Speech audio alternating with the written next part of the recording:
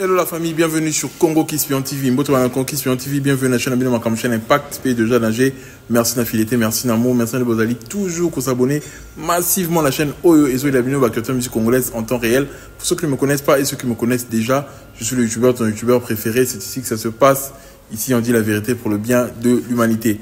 Je vous manque tellement trop, comprenez-moi, mais très bientôt, on va revenir en force.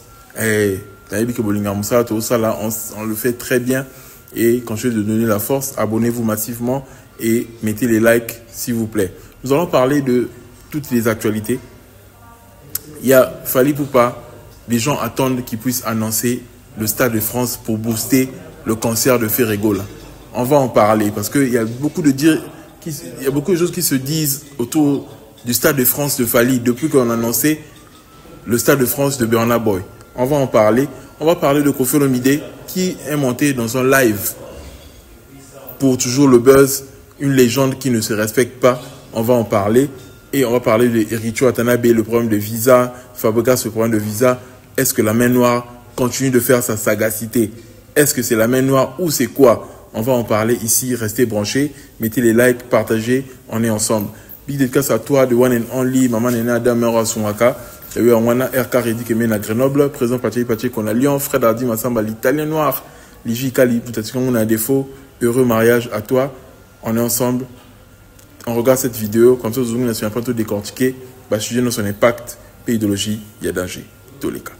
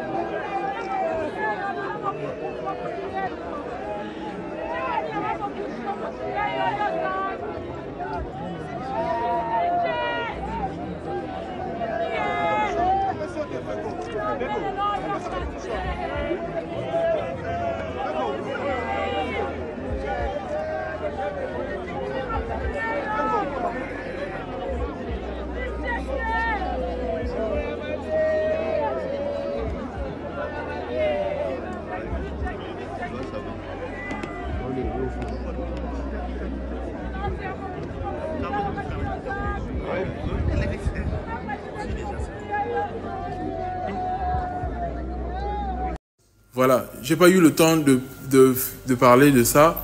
Gaz Mohamed qui vient de sortir sa chanson Truc en commun avec Guy de Besbar. Son EP est sorti et puis il a réédité son EP et ajouté des titres comme Sabrina, Événement qui déjà cartonnent, des titres qui font du bien aux gens.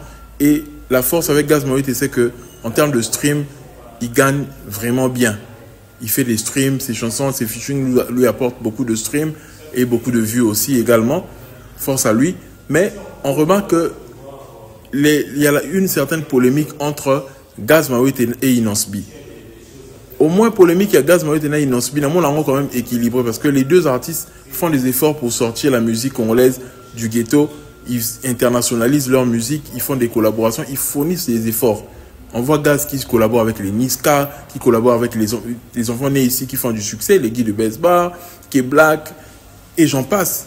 Il a fait avec VG-Dream, pendant que VG-Dream avait fait la chanson de Allez les Bleus, allez. Et ça n'a pas succès. Mais tout le monde, quand même, Gaz Mohamed a collaboré avec. Ce que je trouve pas peut-être bien chez Gaz Moïté, il ne sait pas gérer le succès de ces chansons-là pendant longtemps. Mais quand même, il arrivait à percer à ce niveau-là que Bappé s'est confiance pour que ça featuring na et à facilité. Il ne faut pas sentir que on peut profiter na featuring wana ba gagner quelque chose. Au té comme on a monde na yo, on peut porter qu'on a monde na bango. Si déjà ils arrivent à te faire confiance pour ça featuring à niveau wana, ça veut dire que aux en makambo.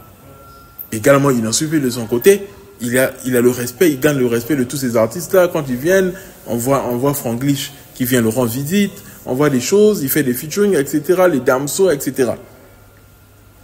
Concurrence à est équilibrée. Mais les choses que les gens ne remarquent pas peut-être. Il voulait que les gens remarquent cela.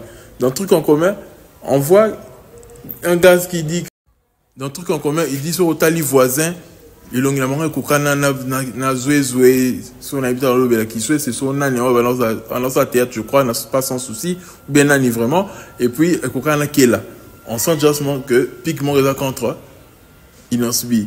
Et de l'autre côté, Inosbi, là, les autres, pendant qu'à la fois, vous remarquez, vous avez Miki, aux yeux côté Inosbi, lui aussi de son côté, à bord, carrément, va colliber genre, et si ka taba mutu même azowela pour dire que tout va s'approcher à Fali s'il a un succès mais yozo kenika ko s'approcher na mutu wana tout le monde dit s'il a succès expliquer même l'émission mon quoi sous besoin quand la émission il suit moi expliquer en opé donc maintenant ko lancer moi va pic tu appelles la génération oh ba kana moi va pic au monde a fallu le bine que ba bana ko to ferré malana ngulu yepe so azongiso yonde mwana on peut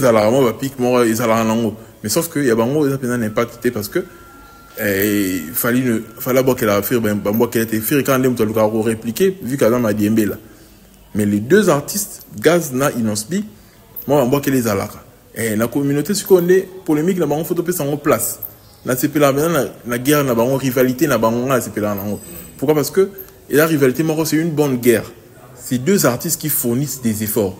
Et là, différent, là, Ferena Fali, et c'est très différent. Ferena Fali, il y a un Fali qui fournit des efforts, alors ça, la carrière, on se dit que quelqu'un qui est focus dans sa carrière, alors ça, la musique a bien, alors ça, la texte, il y a bien, alors ça, la collaboration, il y a bien, alors ça, actif sur les réseaux, alors ça, la objectif, mais il y a un Ferré. Alingara a profité à sucer carrière à Mouninga. Ce n'est pas le cas avec Inosbi et Gaz Mawete. Mouninga a sucé Mouninga Zate. Mais faire sus Fali. Faire ne fait que sucer Fali. Bon, moi, que festival là, et ça l'impiaka. Concert en bas, tu as la image. Et ça l'impacté. Pourquoi? Parce qu'il n'y a pas l'effet Fali. Il n'y a pas une concurrence. Donc, sans polémique, faire à gauche, ça, les lots qu'on a eu moroté. Et aussi mbaté. Et c'est pourquoi Festival en est tourné en vinaigre. Bon, pourquoi? Parce qu'il voulait profiter de la polémique. Il y a Marambasta des martyrs. Et quand Fali l'a laissé seul gérer sa carrière, est compliqué, et compliqué, Maramba Festival Go, le compliqué, faire Sali Piaka, parce que il n'y a rien d'intéressant, il n'y a pas des artistes au bazar en vogue, Bozalawana. Fala bien, c'est un artiste ivoirien, Magic System Ata. À quoi le artiste à Calabateri, Cham, Bayembara, jusqu'au fond des océans, on est dans leur colette. Nagilelo. Artiste à bon bazar sur l'impact, c'était. Tu veux créer un festival, mais tu n'as pas mis les moyens, tu n'as pas mis une bonne communication tout autour. Tu ne fais que compter sur Fali. Et sous Kanamon Toye Binabiso. Faire un méca Charles Club et Simbatin. Même Palais du Peuple au Babetara et en francophonie, parce qu'il y avait de l'effet Fali. Faire un fanatique, il y a plus de détracteurs, il y a Fali. Les détracteurs, on va l'ingaraton polémique et Zali. Toye. On va battre bongo.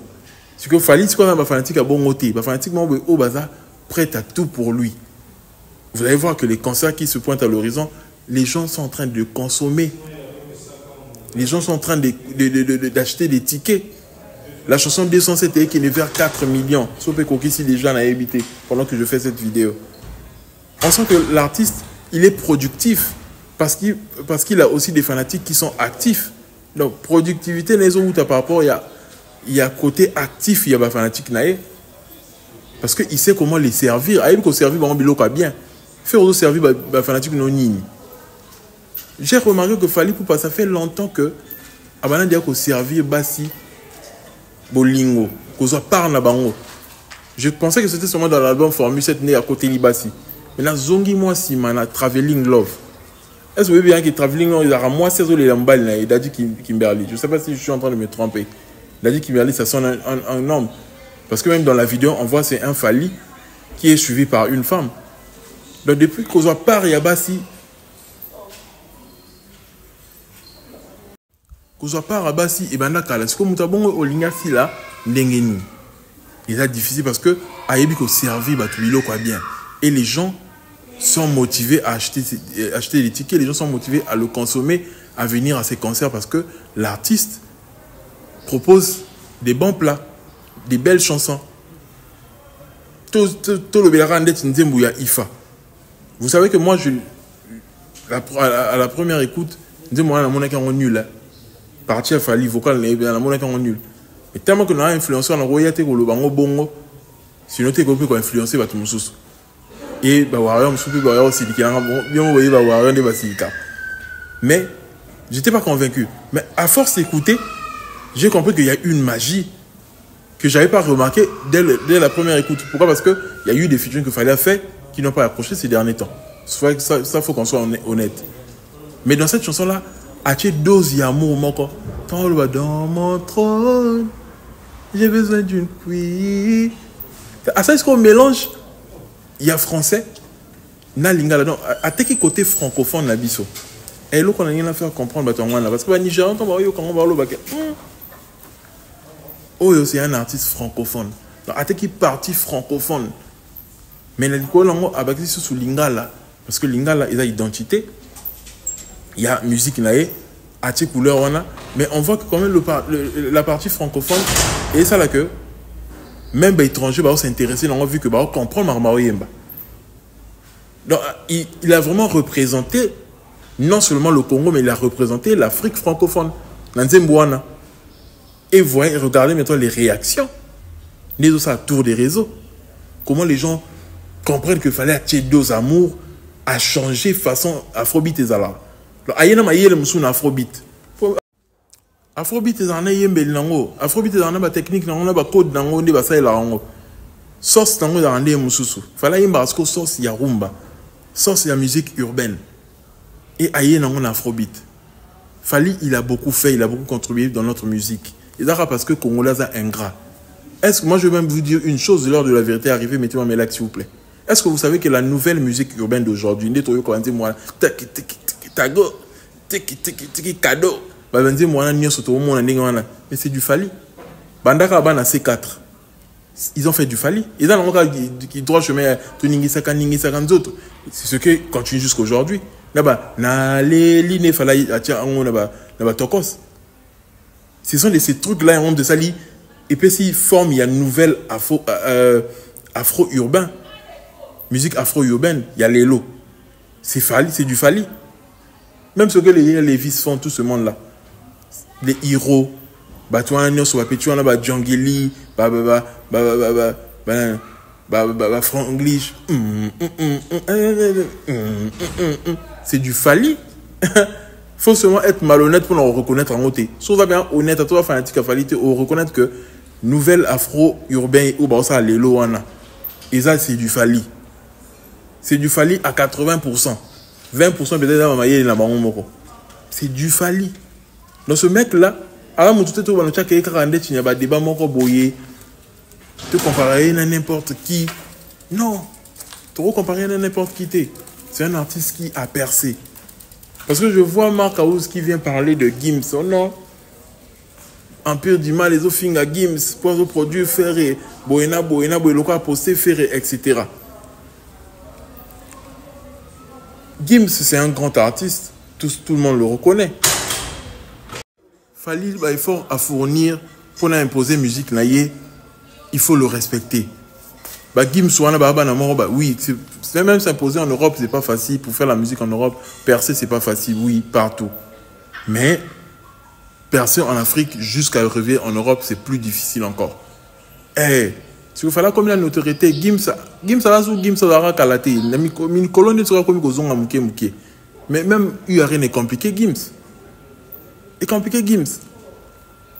Gims n'a pas posté pour rien. bah yebi business ni ba ça là bah yebi que ils doivent profiter de cette polémique là, ils doivent profiter. Moi je vous avais dit, ça c'est des sources sûres. Bah yebi ba ba ça là ba toi nyonso. Ferré n'est pas un artiste rentable. Pourtant ni on va commissaire non producteur à HR, il y a on a Ferré. Ils ne comprennent pas tout ce qui est en train de se passer. Bah Gims bah Luki bah tirer les relations bah Charles Tabou bah tirer les relations parce que ils ont expliqué que non, il y a une certaine rivalité qui concerne la communauté congolaise. Et ben on va taler les statistiques, oui, quand même, faire un OP, oui, en termes de plateforme, quand même, ça va, et tout. Ils se sont renseignés, ils ont fait des recherches, ils ont compris que ça va intéresser les détracteurs de Fally, ils vont se faire le nom, ils vont se faire le business derrière le nom de Fally. Bah, il y a bien nyonso. Mais ça que, bah, la vérité t'es. Et moi, je trouve ça, normalement, parce que, bah, comment vivre dans le monde moroboé, monde parallèle, monde moro ya, il y a rêveur. Dire que faire Robert a double U arena. Nanbanze munini, na carrière nini. Adidas Arena n'a pas un beauté comme un ticket exotique. Faire n'a pas ces fanatiques là qui peuvent lancer billetterie boy. Total a le 5 n'engezal. Tout le monde a un tricage comme on qui non ça qui boy. Bon mon a tricage les carrément que na moko ebimana qui va take ticket boy, basongi si boy et ça li sold out et ça li boy.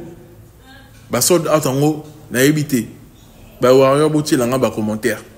Est-ce que ça les Adidas Arena annoncera sold out na page néo officielle sur les aliboti na en capture d'écran pour la vérifier pété.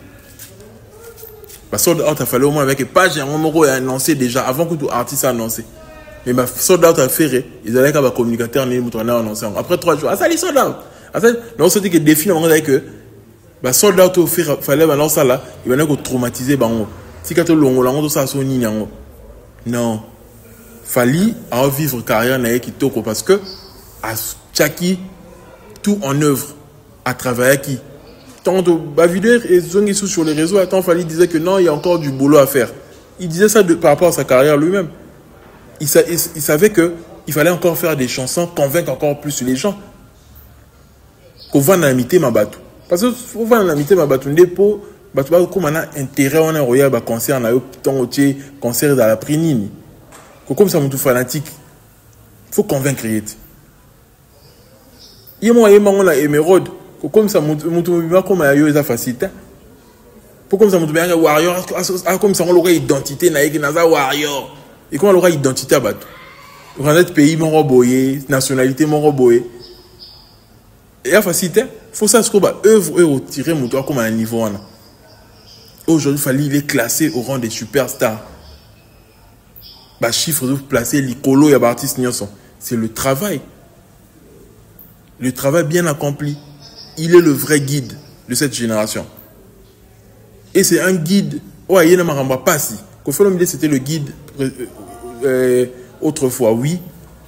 Mais guide, il y a guide à Fally, les qui ont guide à Kofi. Parce que c'est quand même salle. Oh, Falla où tu es récemment. Au moins que mon mécano, quand on a été non, à parler la défense, après ING, à lundi, si badate en mon mécano, quoi bon azate. Mais il y a Kofi va ça facilement. Mon mécate, il le quoi même faire attaquer ING à longo là on a. À longo parce qu'il y a dit que avant on mesure tes orbite à salouana. Avec un bon à l'andisango, ovo, etc. Et ça, il y a que non, faut le producteur, ce qui n'y a pas, t'es comme un producteur, t'es. Et il y a que bison soyez biko jugé, carrière, il y a artiste, non artiste. Tu as eu place ni musique à artiste, ni on sont écomis. Bah, tu vois qu'il y a un débat bon, que oh, parce que faire acheter salle, place où fallait acheter date, dans la salle où fallait dire ça bêta qui, que c'est qui base à niveau mon corps, non. Même faire vraiment avec la comique en nanté. Parce que avoir la carrière de Fally, c'est beaucoup de choses. Aïe, que carrière a Fally, manze mon façon et traverser la frontière, et ça la bonne côté. Et puis, nous sommes yebi, tant que étranger sur le big, là, Congolais, ah, Mboka Fally. Je suis pas yebi, sur les où tu n'as pas faire. Maman, moutalobi, maman, ah, Mboka faire, ils allaient atteindre, Mboka, non, ça que bon. Voyez un peu. Fally représente tout un continent, toute une partie du continent. La partie francophone. Et ça, c'est pas facile, c'est pas donné à n'importe qui. Donc, ils attendent d'ailleurs Et on enseigne toujours que bateau baza permis na fali ba proche na ye besoin na privilège dans makasi. Ko za permis na fali za privilège. Il faut qu'on batte là et un privilège.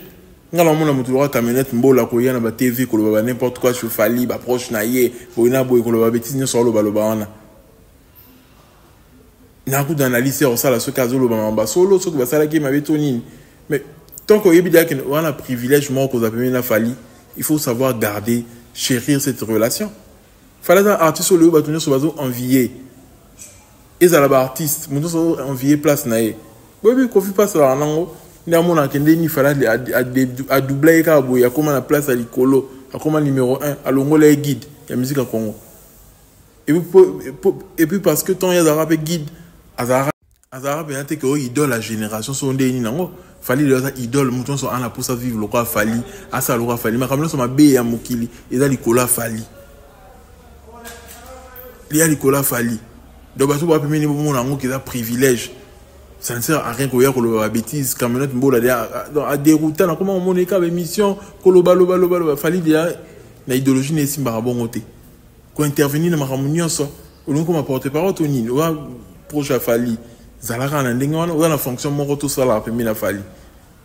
Pourquoi il y a une polémique, ou attaquer, attaquer, déjà aux une idéologie on a bien trotté donc ils ont mon fallu né au yeba qu'un droit chemin au yeba comment superstar comment célébrité mon néné comment comment recompter sur yé avant ba fanatique avant un succès c'est ça bah tu vas envier place à Falia bah tu vas envier ndeni fala les kabiso raboy ko felo mi la la pongité ti de la pongité ndeni fala les kan kabo yango tozon kana likambu ya Kofi en mieux parce que la moni batuni soleil wanga question sur maramba Kofi en mieux alors l'inga lo baneti ke fali yemo conscience na yebi déjà le big batang il a combat fali té na émission na ye o batang le combat fali té ndeni yo lancer wa mission muké tout ce qui se passe dans notre communauté tourne autour de Fali batang le combat fali té batang le combat d'éternel batang le combat fali yo dans l'actualité banzo mosa ki simba ki po beta en solo faut mettre en solo o isa actuel et mon temps actualité da Fali pour émission talama so beta en solo non talent et oui que tu dis que non conscience a fallait yebi que akoka na Kofi ah batu ka musanga ye est-ce que mon temps le bar que fallait les émission sur Congo no yemba je pense pas ou ça la plus belle chanson que ma mission sur Congo non pour musique à Congo ezana bandi ebeye ya kitoko so ezali ke fali dans ça ka bandi mo kitoko ko leka ba mission sur Congo anyaki jamais ba no puiser na bandi mo ba musique kala ba madilu so puiser ko parce que yebi ganzi mo ezara danger ayebi ko felo mila sala bandi mo danger on le respecte à carré le Kofi mais en mieux on attend ba c'est en termes d'exportation c'est en termes de réalisation fallait réaliser mieux que Kofi on était ba fait au robot en moté. Et un étranger, par exemple, si tu lui parles que oh, Kofi Fali, qu'il est là, alors qu'il Fali le meilleur pour lui. Parce qu'un étranger, Ayebi n'a été Marambo, Kofi Bayembaka. Il y a ceux qui ont été lenga service, Ayo qui ont été lenga m'aider. Ayebi n'a été que pas un abisso poète Morazala comme ne Lutumba Simaro. So Ayebi c'est que la parole à Lutumba, Maramba Lobaka, Ayebi n'a pas été pour Yoka en pété. Pour un Béninois, pour un Togolais, il y a au moins un négà Fali danger parce que Fali a su exporter cette musique-là. À checker un emballage à bien et ça dit que musique en et comité n'est pas étranger. Et ça dit que bah tout le monde a dit que Yende a la seule musique à Congo, c'est normal et dans la logique. Mais la question que quand Yende comme de ça la musique à danger, non. Cela vous aura l'image à Kala. Donc ça va tourner la Kofi, mais va tourner ça la Kofi fallait ça la ngolelo. Koleka kutu. On n'a pas dit que Kofi n'était pas international. Kofi était international. C'est un artiste international. Mais qui a perdu les pédales. C'est normal. Il a perdu les pédales. C'est normal. Que Lelo, bah, tu vois, les cahiers, Lelo, bah, il fallait ça, Kofi en mieux. Fali, alors ça, la carrière, n'a pas trace à Kofi parce que Aouti, pas un mentor, mais alors ça, en mieux. À exporter, à y un album en français, à y un disque d'or et solo, à y a certification, à continuer à marcher français. Liste de réalisation, fallait les ébélés. Les réalisations ont raté aux 4 courants, depuis qu'on fait quand même 4 courants. Fallait qu'il n'y ait pas Beauty Award, à ça, qu'il n'y ait pas Grammy. À ça, makambo la musique congolaise à la télé. Il y a moyen de ko la moto le trotter. Et bah soleil wana bilo faut respecter Fally pour meka ici baraté. Fally a un seul artiste oyo azaki déterminé bilo beaucoup fait la mukana na poto. Fally azaki na posa sa carrière souci azaki à sa carrière à solo. Et depuis le quartier latin, on voyait en Fally une certaine détermination de réussir. Pour avant quartier latin, Fally voulait faire la carrière solo déjà. Mais sauf que il n'avait pas assez de lumière pour sa carrière solo pour ça l'album. Pendant il m'a rendu en balelo. Il a rendu moins qu'il y a lumière parce que aux on a ghetto. Mais tant qu'on a commis visible dans la communauté, et puis c'est ce qu'on plus de courage et puis la vision à quel liboso lelo. À quel liboso à simi musique à Congo. Et bah tout le monde se fallait pas emprunter chemin à faut bah Nijan va rappeler biso grandeur à Fally. Moi je vois des Nijan n'engenze moi accéléré dans Fally comme un phénomène lelo. Phénomène à solo photo ben ça Fally. C'est un phénomène. Le va respecter musique comme ça, va montrer bien niveau et nuance, niveau et couplet. Et faire respecter musique Nabiso. Et faire respecter musique Nabiso. C'est un artiste que nous devons protéger, nous devons respecter. Ça c'est vraiment très très capital, s'il vous plaît, la famille. Lélo, on parle de l'histoire de la main noire. Marama main noire et Zongi Lissous. Maintenant, raison pourquoi? Parce que il y a Héritier qui a parlé des visas, il a un problème de visa, il n'a pas de rendez-vous. Il y a Fabregas qui n'a pas de visa, etc. Que la série continue. Que la série continue. Alors, il a compliqué Fabregas, Nana, Héritier, pour monter les caïtés en termes de visa, etc. Héritier, Boloba, qui pouvoir être Balouba, non? Héritier, à Moulouba. Ce qu'on a ni Fally à compliqué, Namboka Oyo, Balouba va diriger. Ma visa est commis dans le niveau Moussoussou. Quand on voit un artiste comme Fally, il est dans votre pays, a commis un statut moral élevé, il y a l'ambassade, il y a preuve moral, il y a un niveau moral licolo. On sait qu'il y a exigence, il y a tout le monde qui est Fally.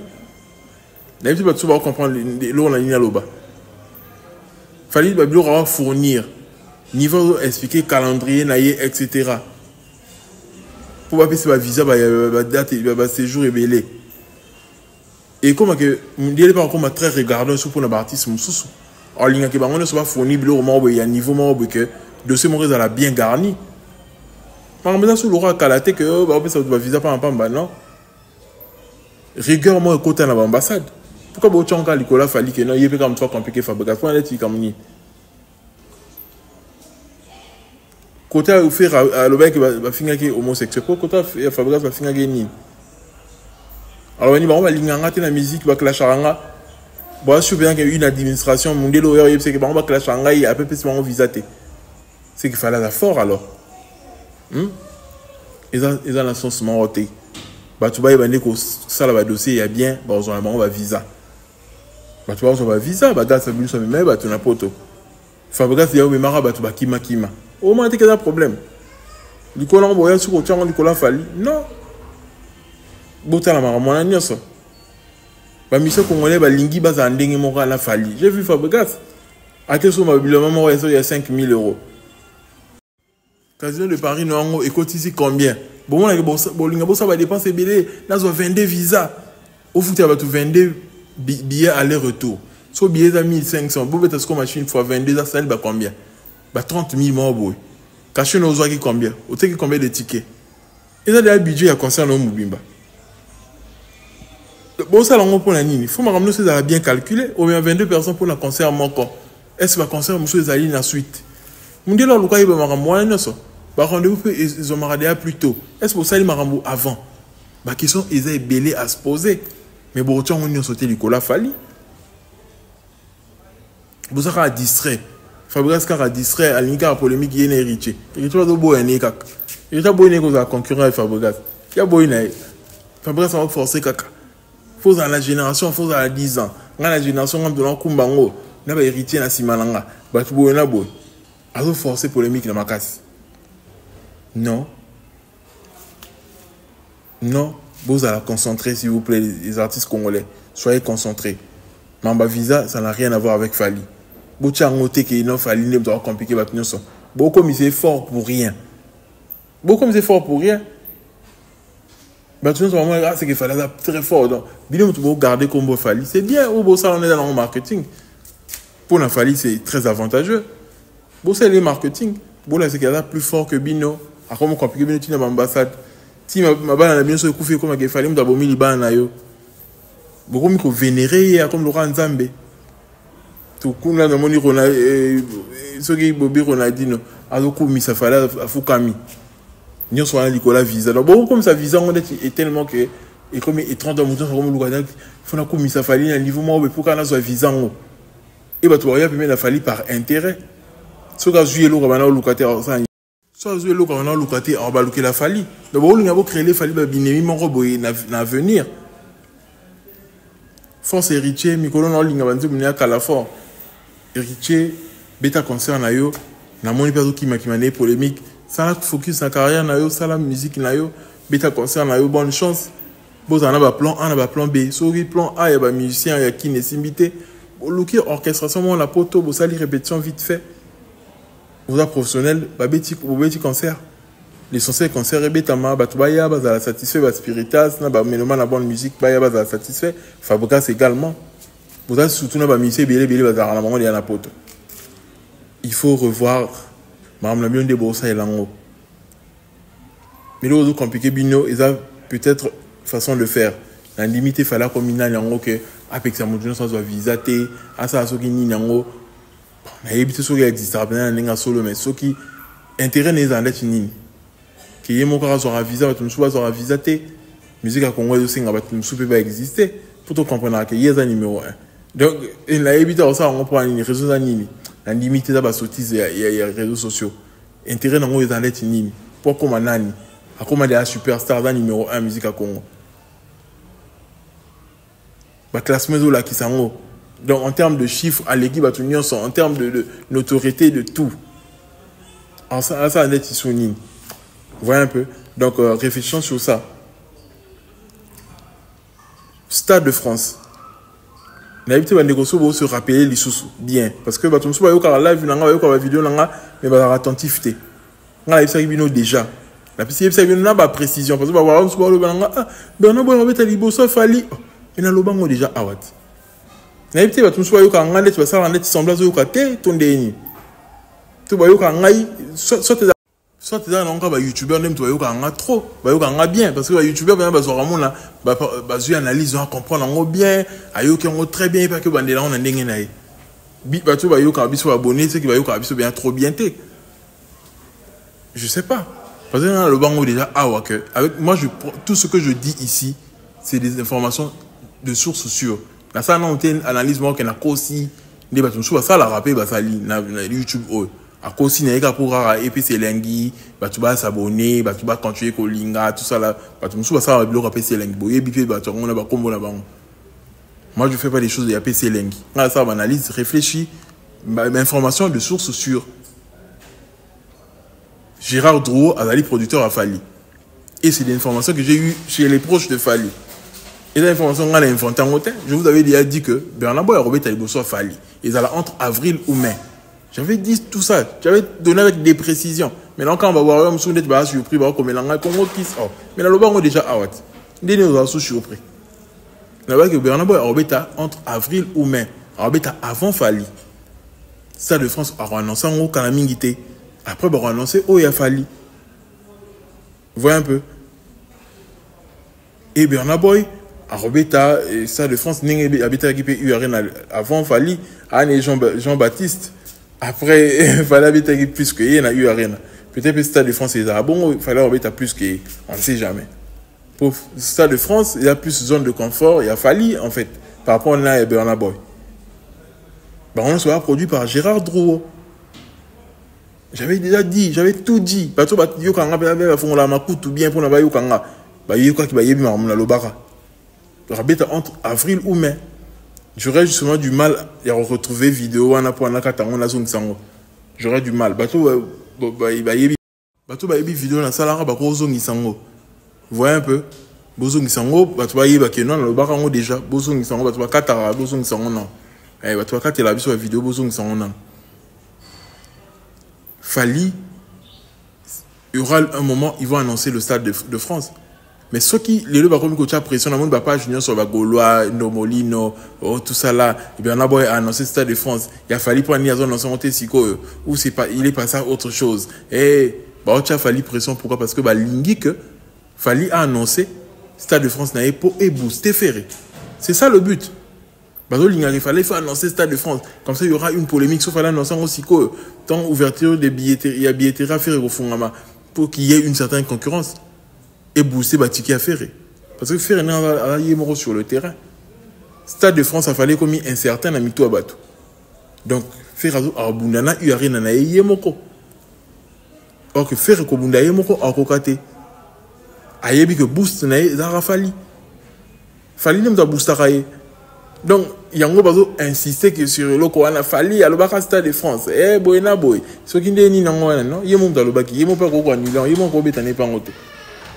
Bien sûr le ça bien bolinka ka non son point ni. Ça veut dire que vous avez intérêt moro boy ici ma Stade de France à Fali. Boy que Stade de France wana et rebooster URN na Ferré. Eh boy bi. Mais Fali peut aussi dire que Akima n'a été que faire profiter n'a no wifi son déni. Non. Stade de France va tenir sur aux Zéland en 2025. À moins que bah réseau à Moussous. Mais Stade Louana ça doit avoir lieu parce que faire Otika Rotinga Mayote Fali pour pas. Faire Rotika Rayote aux a seul issue naïe pour exister. On a pour la communauté congolaise tout tient maintenant accent sur polémique il y a gaz na inonsubi. C'est la seule polémique équilibrée. On a la polémique à Inonsubi na gaz dans mon langue très équilibré. Je vois que les deux sont en train de fournir des efforts mais la moningate qui a été hier sur Abimis, on avait l'Abimis le même jour. Chacun portera sa propre charge. Au Tchaki, aux gens qui sont à stade et comme à Uarena, Yomoko. Assumez. Obet en aura l'homme, obet à salle langue pour la reprouver Fali. Non, jusqu'au carrière intéressant à yote à yo na mondachi. Il a bon pas na yo yo carrière na yo il obéit en yo le roté yo moro carrière na yo faire. Le beau c'est à Fali faut annoncer Stade de France pour et booster donc yo pour na yo moro carrière na quand ça défini pour la vous les arrêter. Mais non, on va limiter tout à niveau beau. Beau il a fallu Stade de France a relancé une colonie. Alors ça sur une non Stade de France c'est aillé. À au reportant on a 2026, à reportant on a 2027, à Robert en 2025, à Rochada et à billetterie au moment opportun. Album urbain faut bimanan. Parce que l'album urbain nous démie sur le Stade de France. La collaboration on est à danger. Robert encore en la Formule 7T, Robert on a l'album à Sika. Pour Formule 7 ça il est déjà bientôt 2 ans d'exploitation en décembre. L'album moment de Tizara Sika, dans l'album de Ezo Kende. Pour l'album, mais ça tant de succès pour être dans le marché, normalement. Mais sur ça, pour moi, cette île, on a fait, m'aider aux contrôles, qu'on bête, qu'on brusquer, tout ici, c'est parce que l'album a été bien conçu. Il fallait travailler, qui n'a ni à quoi, qui n'a début, puis on a droit chemin. À travailler, qui on bien. Et résultat, on a mais il faut qu'il y ait un album en 2025, il y aura un m'aider, il faut un album, on a un sika. Donc, tout ça là, il y a un calcul, il y a producteur, il calcul, il y a un manager, selon carrière, tu vois que vous avez pression pour rien. Je sais que vous avez besoin de l'aide de Fali pour votre ça URN en abino, mais bon aussi sans. Kofi Olomide, la légende de la honte.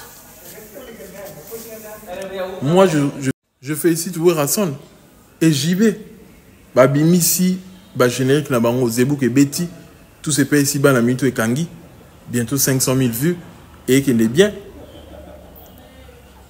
Oui, à l'activité force naïe en termes de générique à Ebikobini ça, bien que vu on a ça l'erreur. Moutoulora héritier. Oui, encore ça la label à côté Azou héritier. Héritier ça rapide naïe papa mbasa la baredi. Héritier ça carrière naïe à succès mais en même temps il peut garder les succès. Mais bon bah l'ingra bah comme ça on va na misala bah ça soki nini. Ta le ndé bah comment. Même Kofi pouvait le faire. Si vous avez visionnaire, petit n'engagement à ma cambo. Dans ça, la belle y est, à la wana, il va avoir sa carrière, mais tout, à la tu peux mener n'engager. Donc, on a pu en profiter, en quelque sorte, na succès na ye. Pourquoi tout ça bon on va pas profiter na succès na ye. Mais tellement que baza égoïste, ba tout le monde ba linka que bango ba la bango. Et ça là que ba vieux wana ba gagner ba perdre ba petit na bango. Mais Wilson a prouvé quand même qu'il est fort en termes de générique. Eh, salut maman la générique. Salut maman la générique à Longoli solo, à Betika accompagnement, mais t'as le niveau et ça va tout bien. Et ça va tout bien. Eh, il y a aussi le générique d'Ambassi, 500 000, plus de 500 000 vues déjà, qui est à 600 000 et qui est déjà très bien. Et la promotion est en train de continuer. Et puis Zoya advient que pourra. L'artiste il est en studio à travailler. Kofi Olomide, il fallait que aux exemple il y a Rana JB. Bah tout le monde que bah ça na kimia bah proposer ka bah contenu na bango bah sa musique a bien. Mais yo olinka aux ana ba buzz. Même nenga matin na live wana, qu'est-ce qui vous dit pas que Ezaki préparé que des légendes, des icônes, ce sont pas des légendes parce que JB na baba légende té baba icône. Bah icône au bah se respecter. Bah hier raté na émission ko lukara que non na la visible na ba polémique mambo. Mais ton bâti bah œuvre on a marché bah tu vas consommer bah œuvre na bango.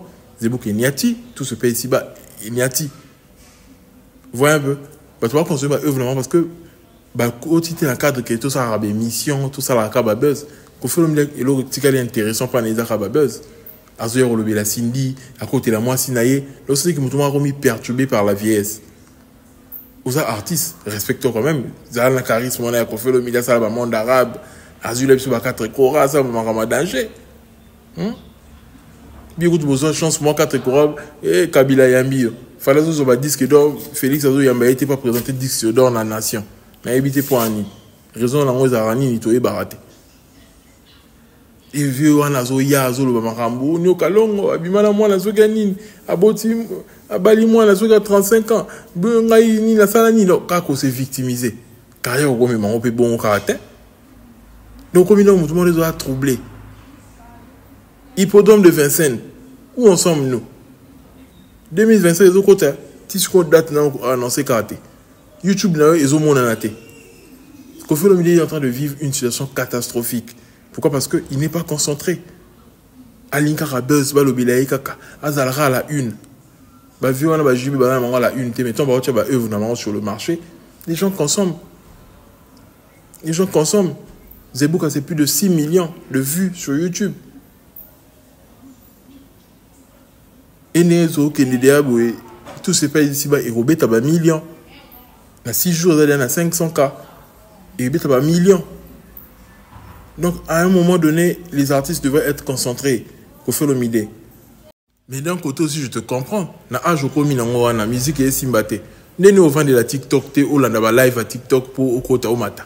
Pas matisson na live. Et pas singo, bon matisson deux youtubeurs, balo banaye va ramener, va reprocher. Ah, la rata qui est, fallait bien benginga. La quitté mon apongi que, la rata bien, fallait la matin na live. Kofi Olomide ngozo ba question. On a compliqué au vie à niveau où on s'est raté. Oui, c'est bon, pas bien. Vraiment, bah, reprocher à la ligne. Yokara victime. Respecte-toi quand même dans carrière, il y a qui les gens, le sali, tout ça là. Ok, na kimia ça. O matarati na ba live à TikTok. Kofi Olomide. Attaque-tango. Donc tu vois que le mec s'en fout de sa carrière, s'en fout de son image, il s'en fout de tout. Il n'a plus rien à perdre. Donc, on a un accélérateur à Bouzoba. Donc, on a un accident. On est souffrant. On a déjà. Mobimba. Félicitations à tous les artistes congolais pour l'accident que vous avez gratté. Vous avez reconnaissance à l'Arbino. Tout ce que vous avez fait pour Mimi Tikeva, c'était une grande dame dans notre communauté. C'est une dame qui est très connue, qui a beaucoup aidé des artistes, qui a organisé beaucoup de choses pour les artistes. Surtout en particulier Fally Ipupa, ce que Fally Ipupa fait et ce que Mimi Tikeva a fait pour Fally. On connaissait tous ce que Mimi Tikeva faisait quand Fally sortait des albums. Elle organisait plutôt des trucs pour lui et elle était toujours là pour Fally. Et Fally l'a rendu hommage. Fally a même posté ma soeur va en paix. Fally a pleuré. Bah, les bosses, on avait Fally à l'élite. Ça veut dire qu'il y avait vraiment des affinités entre les deux. Il y avait vraiment des affinités. Il fallait un cœur, il est humain. ayoki mawa azo perdre l'approche na ye eza bongo ya kokola bato bamonaka kindoki te soki nini yango te kokola ezaka bongo fe tokokola tokopusa mpe pembe na liwa eza nango normal biso nyonso tokokola tobana perdre l'approche biso moko mpe tokokende approche na biso bakoperdre biso c'est normal eza makambo moko eza naturel et on sentait vraiment la douleur. Fally ces derniers temps il n'était plus actif sur les réseaux jusqu'à présent qu'il a commencé maintenant à redevenir actif. Il a posté une story, etc. Donc il était vraiment en deuil. Et on a senti vraiment comment Fally il était choqué. Et les efforts que Fally a fournis aux zones qui s'accordent la poteau. C'est quelque chose qui n'a jamais existé. Fally l'a fait. Félicitations à Fally Poupa. Et on a tous compris qu'il n'y a pas de problème entre lui et Wazé quoi. Au niveau Bayambani, niveau Aleli, na Maboko Wazé quoi. Wazé quoi, moi Zongi Mouta comprend que Kofi Olomide a embrouillé avec une bonne relation avec Fally, il y a un bébé sans Nicolas Kofi. Alors que Kofi Olomide c'est quelqu'un qui a fait toute sa carrière avec le buzz. Ah maintenant ça a buzz carrière nous metti les lots. Ce que Kofi Olomide fait les lots, pour côté la live, que l'Obama Ramba Cindy, victimisation, ko humilier les journalistes n'a ça la wana. Ah maintenant au cal. À ça on peut pas Marius, à ça il y avait biloko il y a existé pour na buzz depuis abana carrière naïe. À ça artiste monté dans la personnalité, à ça la succès, à ça idole à jeune ba arriver à cailler. Et les lots ton asili bon mon est-ce qu'au niveau buzz on est mati. Donc mati sous dose il y a buzz parce que aussi l'andem de ça la bon. Aussi l'andem de ça la bon. Et les lots matanga Mitikeva, c'est le nom de Fally seulement qui est cité parce que Fally était là avec Mitikeva et Mitikeva a fini sa vie à côté de Fally. Force à Fally Poupa, mes condoléances à tous les Warriors, mes condoléances à toute la famille de Mitikeva et tous ses proches. Et voilà. La mission congolaise, vous comprenez que la confirme sous la tinate. Ce qu'on a maintenant à Mitikeva, la mission à Bétan Bakara. Il faudrait savoir regrouper sa vie naïe, Fally Poupa mbote. Pourquoi? Parce que Fally Limbi Sarayo, aux ongles sous clash. Parce que Yakope c'est mbote, au kokate. Après, il y a un sous au regretté sous ah tu coûtes na Ghana, tu les kanaki. Mais il y a un tout un provocateur. Et il y a un musicien congolais beau à la paix uni parce que ma ramsou mais ne sent que beaucoup de temps. Malgré que l'unité na Congo est si maraté. Depuis le début à Bibis, à Bando ça projet n'est la fabrique si que aussi maraté. Unité si maraté na Congo. Mais quand même, il faut beaucoup respecter Abba aîné. Et aider bien à m'embêler. Nicolas a un manquement de respect, ce qu'on a, ce qu'on a pire quand beaucoup de choses. Fabregas, alors quand ils sont interviewés, quand les gens de parents, quand on a moins de 500 personnes. Moins de 500 personnes. Parce qu'au Zénith, au Béton, il y a combien de personnes? Pour avoir annoncé déjà Zénith, billetterie, il faut aux opérateurs. Bon, c'est ce que je dis. Il faut calculer, il faut ça à business. Il faut ça à business. Au Lugo, mais on va te béler la poteau, aux gens la concert Nini.